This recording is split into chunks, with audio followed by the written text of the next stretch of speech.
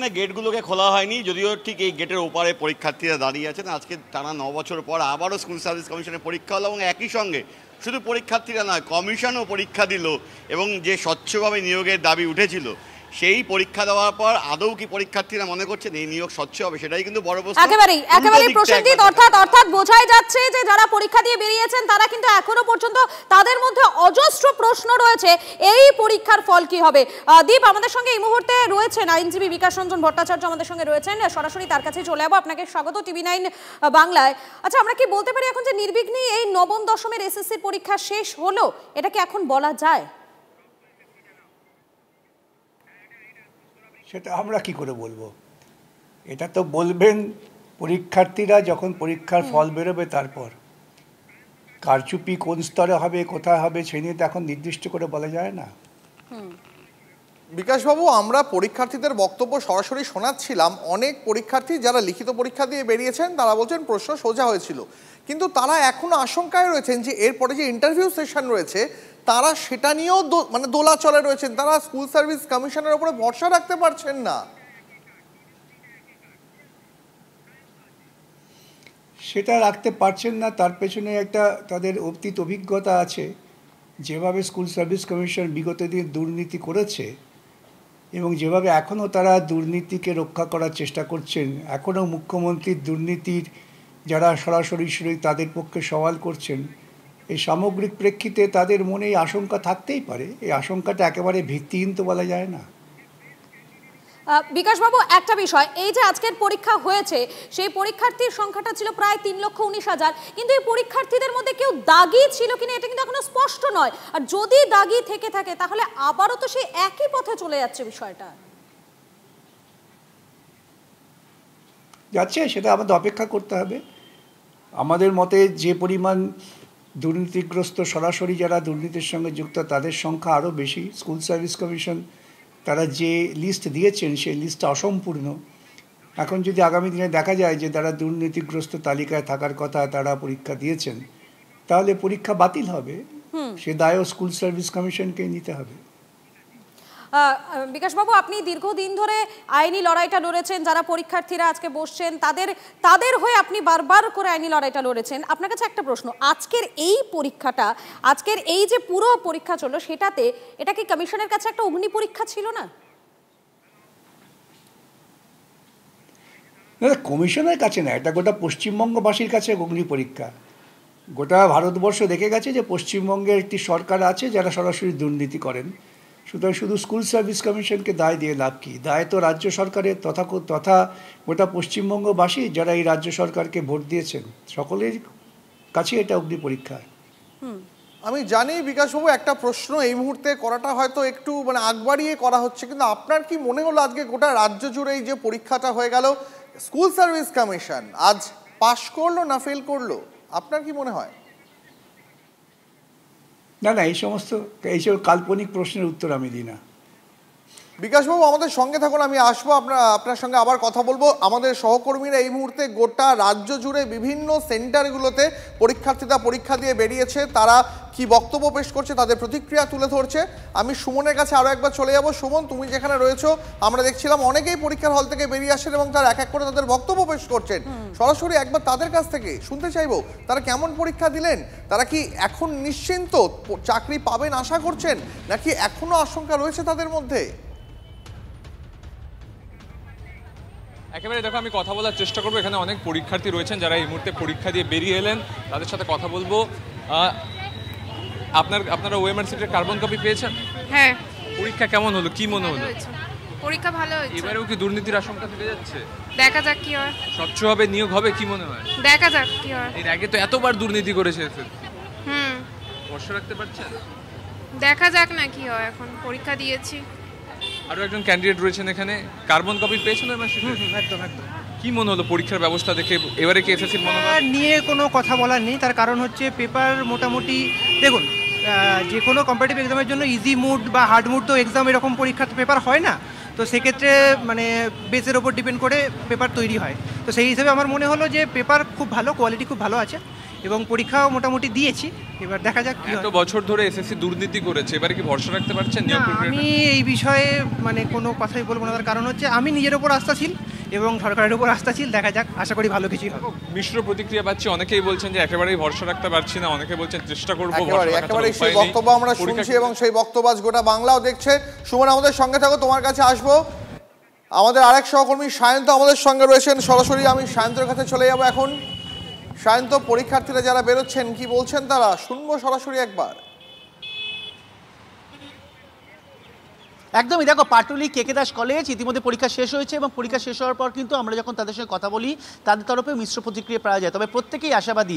এখানে অনেক পরীক্ষার্থী যারা পরীক্ষা দিয়ে বেরিয়েছেন একবার কথা বলে নিই। আপনাদের পরীক্ষা দিয়েছেন, কতটা আশাবাদী? हिंदी। হ্যাঁ, হিন্দি। कितना आप लोग का रिक्रूटमेंट कैसे होगा, आपको क्या लगता है इस बार होगा? जी हो जाना चाहिए। एग्ज़ाम तो बहुत अच्छा गया, क्वेश्चन भी बहुत इजी था, कट ऑफ हाईएस्ट जाएगा। आप लोग को कार्बन जो मार्कशीट का कार्बन कॉपी मिला है आप लोग को? हाँ जी मिला है। जी अभी क्या रिक्रूटमेंट में ठीक ठाक होगा, आपको पता लगता है ठीक ठाक होगा? जी हाँ। দেখো আমি আরও বেশ কিছু যারা পরীক্ষার্থী আছেন তাদের কাছে চলে যাব। তারা পরীক্ষা দিয়ে তারা মূলত লাইনে দাঁড়িয়ে রয়েছেন এবং তাদের পরিজনরাও দাঁড়িয়ে আছে। আমি তাদের সঙ্গে আবার কথা বলে নেবো যে তারা কতটা আশাবাদী, তারা কতটা করছে। আপনাদের পরীক্ষা দিয়ে কতটা আশাবাদী, এবার পরীক্ষা দিয়ে কতটা আশাবাদী? হ্যাঁ, ভালো ভালো পরীক্ষা হয়েছে। ওমার্কশিটের কার্বন কপি পেয়েছেন? হ্যাঁ হ্যাঁ পেয়েছি। এর আগে তো অনেক প্রবলেম হয়েছে, এসএসসি নিয়ে অনেক অভিযোগ উঠেছে। এবার কি রিক্রুটমেন্ট ঠিকঠাক হবে বলে আশা করছেন? হ্যাঁ ঠিকই হবে, অসুবিধা নেই। এবার কি প্রথমবার দিলেন? হ্যাঁ আমি প্রথমবার দিচ্ছি। প্রথমবার দিলেন।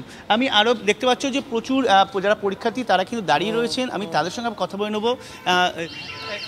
কতটা আশাবাদী এবার পরীক্ষা নিয়ে? না না, আমি একবার কথা বলে নেবো।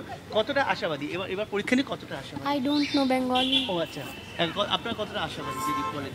কোশ্চেন পেপার তো ভালো হয়েছে, এবারে দেখা যাক কাট অফ কতটা নাম। রাখতে হবে, স্বচ্ছতা রাখতে একটা কথা কিন্তু সায়ন্ত কার্যত এক বাক্যে সমস্ত পরীক্ষার্থীরাই স্বীকার করছেন যে প্রশ্নপত্র কিন্তু সহজ এসেছিল। সায়ন্ত, আমাদের সঙ্গে থাকো। একেবারেই সোমা রয়েছেন আমাদের সঙ্গে, সোমার কাছে চলে যাবো সরাসরি। সোমা, তুমি এই মুহূর্তে কমিশনের সামনে রয়েছো, কমিশন সূত্র কি বলছে? নির্বিঘ্নেই পরীক্ষা শেষ বলা যেতে পারে এখন? দেখো, কমিশন সূত্র থেকে আমরা এখনো পর্যন্ত যে খবর পাচ্ছি যে পরীক্ষা নির্বিঘ্নেই হয়েছে, অর্থাৎ এই পরীক্ষাকে কেন্দ্র করে কোথাও বা পরীক্ষার্থীরা তারা সঠিকভাবে পৌঁছাতে পারেনি বা ওয়েমার শিট যেটা সেটা নিয়ে কোনো রকম গণ্ডগোল এখনো পর্যন্ত কিন্তু সেরকম কোনো খবর কিন্তু এসএসসির কাছে নেই। অর্থাৎ তারা কিন্তু এখনো পর্যন্ত সরাসরি বলছেন, অর্থাৎ অফিসিয়ালি প্রেস মিট তারা একটা করবেন হয়তো তাদের সময় মতো, কিন্তু যেই সূত্র থেকে আমরা জানতে পারছি যে এখনো পর্যন্ত এসএসসি যেটা বলছে যে নির্বিঘ্নেই কিন্তু হয়েছে পরীক্ষা। তবে দেখো, এই পরীক্ষাকে কেন্দ্র করে আজ আমরা কিন্তু সকাল থেকেই দেখছি যে একেবারে চরম তৎপরতা এবং কিন্তু নিরাপত্তার মধ্যে দিয়েই হচ্ছে। এসএসসি চেয়ারম্যান তিনি কিন্তু আজ ভোরবেলাতেই এসএসসির অফিসে চলে এসেছেন, অর্থাৎ ভোর 5টা নাগাদ তিনি এসেছেন। তারা একটা নজরদারি রেখেছেন, কিন্তু দীপ একটা প্রশ্ন, একটা সংশয় পরীক্ষার্থীদের মনে কিন্তু থেকেই যাচ্ছে যে এটাও কি নির্বিঘ্নে হওয়া যাচ্ছে নাকি এখানেও আরো একগুচ্ছ প্রশ্ন উঠে আসছে?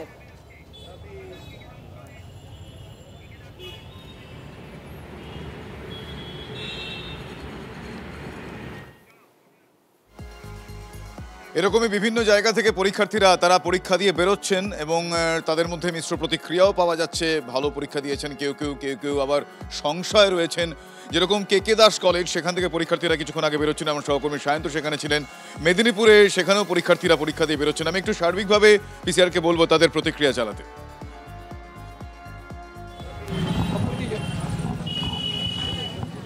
আপনারা যারা পরীক্ষার্থী কতটা আশাবাদী? হ্যাঁ নিশ্চয়ই, কোশ্চেন ভালোই এসেছিল। রিক্রুটমেন্ট নিয়ে কতটা আশাবাদী? ওটা তো কোনো আশাবাদীই নয়, রিক্রুটমেন্ট না কোনো আশাই নেই। ভালো হয়েছে, সবগুলো কমন কোশ্চেন। গতবারের থেকে তো প্রশ্ন আরও কঠিন হয়েছে, আশা করা হয়েছিল যে প্রশ্ন আরও সহজ হবে। সহজ এসেছে, সময় কম পাওয়া গেল, এত তাড়াতাড়ি পরীক্ষা দেওয়া কিন্তু সম্ভব নয়, যেহেতু আমাদের 9-10 টোটাল সিলেবাসটা যেটা পরীক্ষাটা করতে মিনিমাম 6 মাসখানে সময় লাগে। একটু আগে থেকে জানালে সরকার আমরা প্রিপারেশন আর একটু ভালো নিতে পারতাম।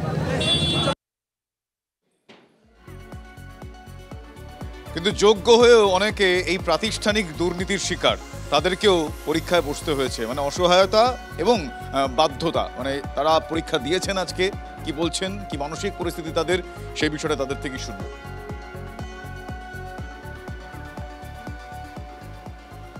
কালো টেস্ট দেখুন আমাদের জন্য ব্ল্যাক ডে।